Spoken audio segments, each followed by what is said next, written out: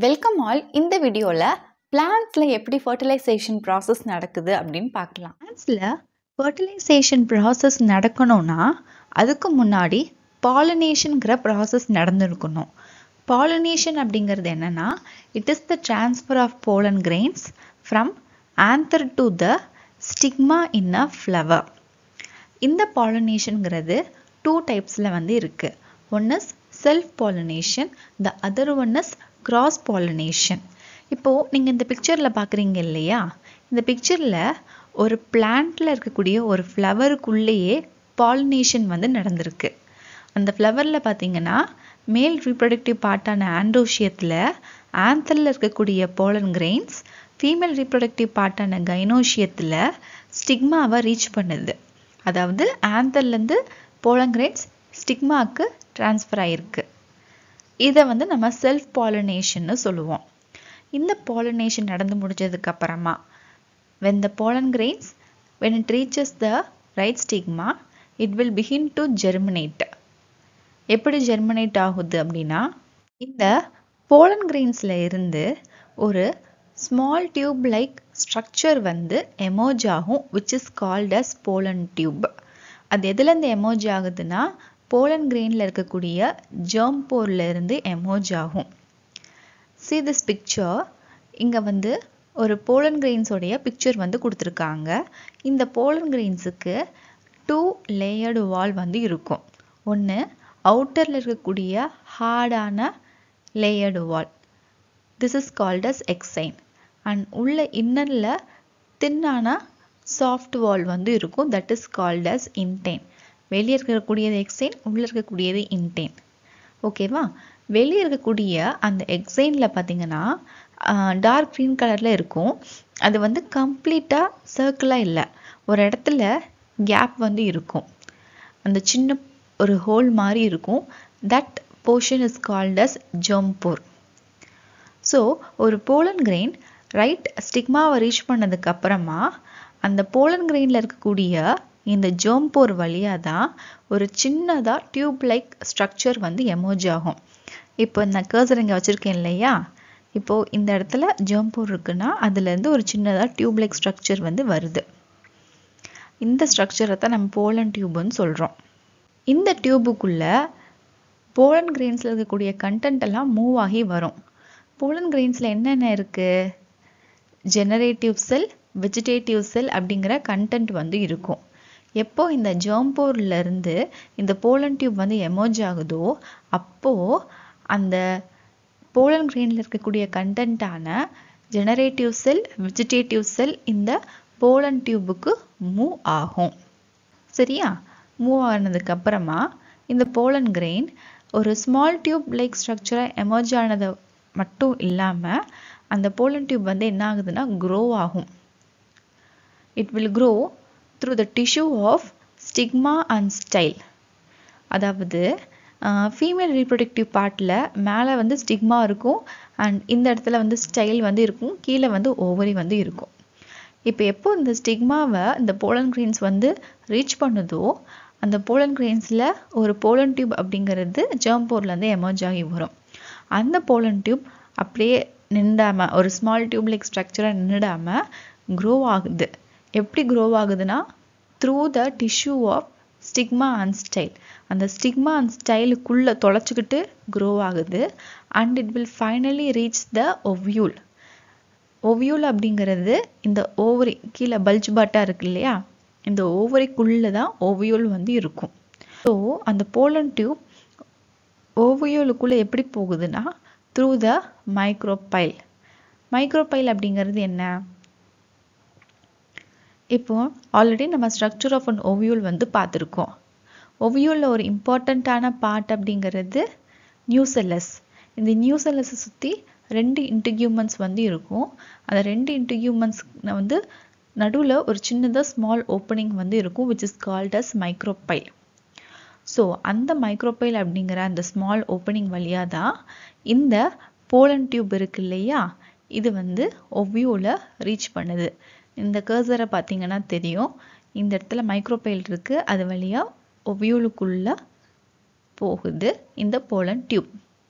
Next ஓவியோல micropyle வழியா reach பண்ணதுக்கு அப்புறமா அந்த போலன் டியூப்ல இருக்கக்கூடிய கண்டென்ட்டான ஜெனரேட்டிவ் செல் வெஜிடேட்டிவ் செல் இருக்கு இல்லையா, அதுல அந்த வெஜிடேட்டிவ் செல் அப்படிங்கிறது டீஜெனரேட் ஆயிருது. ஜெனரேட்னா உருவாகிறது, டீஜெனரேட் அப்படின்னா அழிஞ்சு போயிடும். அழிஞ்சு போயிட்டு அண்ட் ரிமைனிங் இன்னொன்று என்ன இருக்கு, ஜெனரேட்டிவ் செல். அந்த ஜெனரேட்டிவ் செல் வந்து டிவைட் ஆகி 2 ஸ்பெர்மா வந்து ஃபார்ம் பண்ணும். இந்த ஸ்பெர்ம் அப்படிங்கிறது it's is otherwise known as a male gamete. இப்போ இந்த பிக்சர்ல பார்த்தீங்கன்னா போலன் கிரெயின்ஸ்குள்ள ஜெனரேட்டிவ் செல் அண்ட் வெஜிடேட்டிவ் செல்னு இருக்கு. Vegetative cell which is otherwise known as tube cell. எப்போ இந்த போலன் டியூப் அப்படிங்கிறது எமர்ஜ் ஆகி வந்து அது வளர்ந்து அந்த ஓவியூலுக்குள்ள போகுதோ அப்போ பார்த்தீங்கன்னா டியூப் செல்லான வெஜிடேட்டிவ் செல் டீஜெனரேட் ஆகி அழிஞ்சு போயிட்டு அண்ட் ஒரு ஜெனரேட்டிவ் செல் அப்படிங்கிறது டிவைட் ஆகி 2 ஸ்பெர்மா ஃபார்ம் ஆகுது. That is called as a male gamete.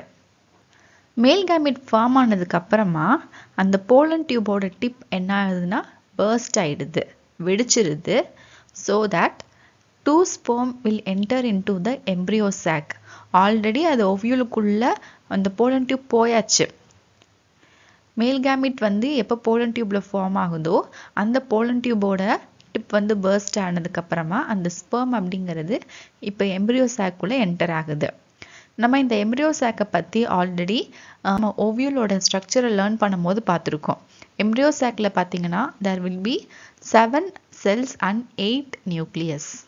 So இந்த எம்ப்ரியோ சாக்கை ரீச் பண்ணதுக்கு அப்புறமா என்ன நடக்கும் அப்படின்னா, இப்போ நமக்கு 2 ஸ்பெர்ம் எம்ப்ரியோ சாக்குள்ள என்டர் ஆகிறதா தெரியும். இந்த 2 ஸ்பெர்மை வந்து எப்படி குழப்பிக்காம வச்சுக்கிறதுனா, ஒரு ஸ்பெர்ம் ஏ அப்படின்னும் இன்னொரு ஸ்பெர்ம் பி அப்படின்னும் நம்மளுடைய ஐடென்டிஃபிகேஷனுக்காக வச்சுக்கலாம். சரியா? இப்போ இந்த ஸ்பெர்ம் ஏக்கு பார்த்தீங்கன்னா haploid N set of chromosome வந்து இருக்கும் அண்ட் இந்த ஸ்பெர்ம் பிக்கும் haploid N set of chromosome வந்து இருக்கும். சரியா? இப்போ ஒரு ஸ்பெர்ம், அதாவது நம்மளுடைய ஸ்பெர்ம் ஏ அப்படிங்கிறது போய் எக்கோட ஃபியூஸ் ஆகுது. எக் அப்படிங்கிறது எங்க இருக்கு, மைக்ரோபைலார் எண்ட்ல இந்த இடத்துல எக் வந்து இருக்கு. ஸோ இந்த எக்கோட நம்மளுடைய ஸ்பெர்ம் ஏ அப்படிங்கிறது போய் ஃபியூஸ் ஆகுது. That type of fusion is called as a syngamy and it will form a diploid zygote. Sperm A அப்படிங்கிறது என், இந்த எக் அப்படிங்கிறது என். ஸோ என் பிளஸ் என் என்னாகும், it will form a 2n. That is ஜைகோட்டாக வந்து form ஆகும் ஸ்பெர்மும் எக்கும் சேர்ந்துச்சுன்னா. And இந்த ஸ்பெர்மும் எக்கும் சேரக்கூடிய அந்த ஃபியூஷனை தான் we call it as a ஜின்கேமி. ஓகேவா? அண்ட் இன்னொரு ஸ்பெர்ம் இருக்கு இல்லையா, which is a sperm B. அப்போ அது என்ன ஆகுதுன்னா போய் செகண்டரி நியூக்ளியஸோட ஃபியூஸ் ஆகுது.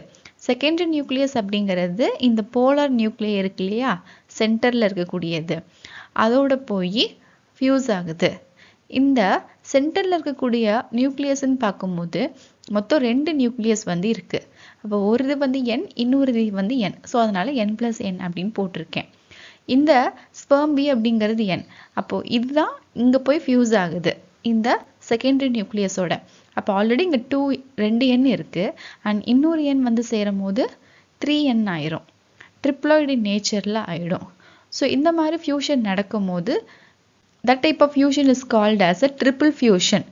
3 இதுவும் ஒண்ணா சேர்றதுனால triple fusion னு சொல்றோம். and this will form a primary endosperm nucleus. ஓகேவா?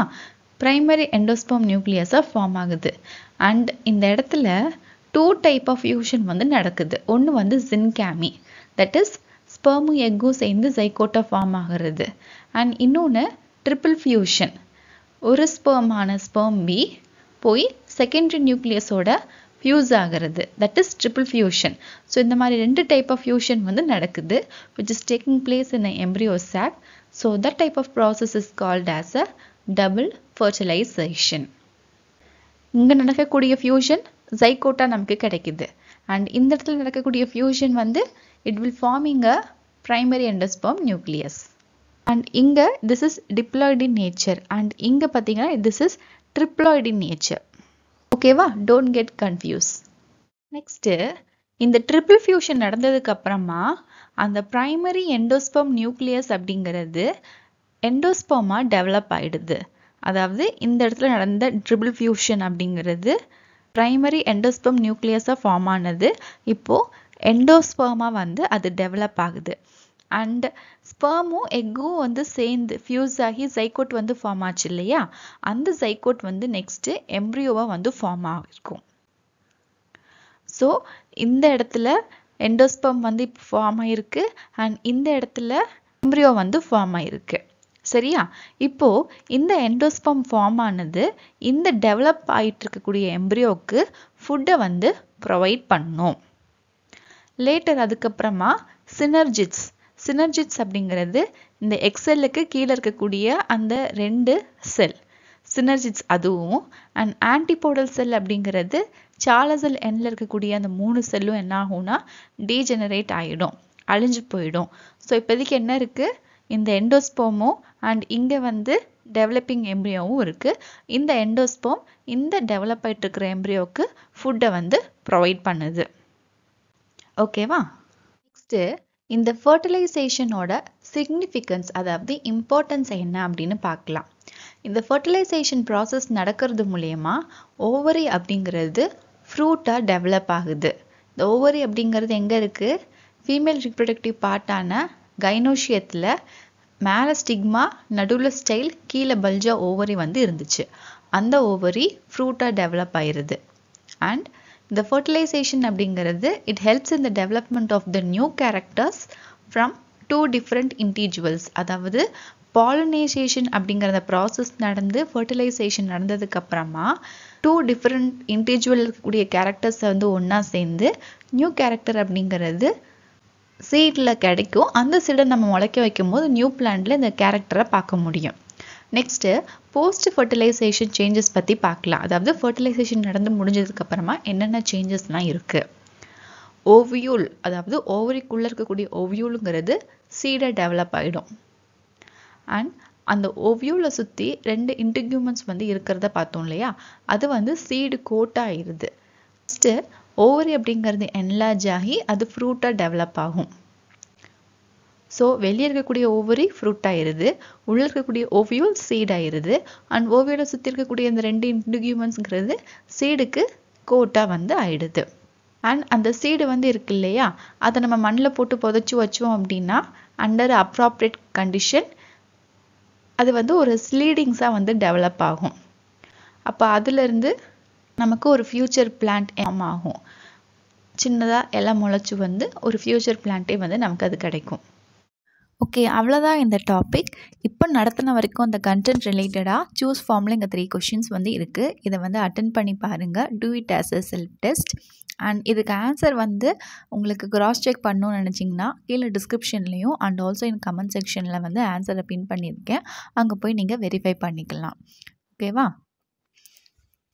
இன்றைக்கி இந்த டாபிக் உங்களுக்கு கிளியராக அண்டர்ஸ்டுட் ஆகிருக்கும்னு நினைக்கிறேன். If you have any doubt regarding this please do comment, let me know in the comment section. Next வீடியோவில் இதுக்கடுத்து வரக்கூடிய டாபிக் வந்து பார்க்கலாம். See you soon again in next video. Thank you for watching.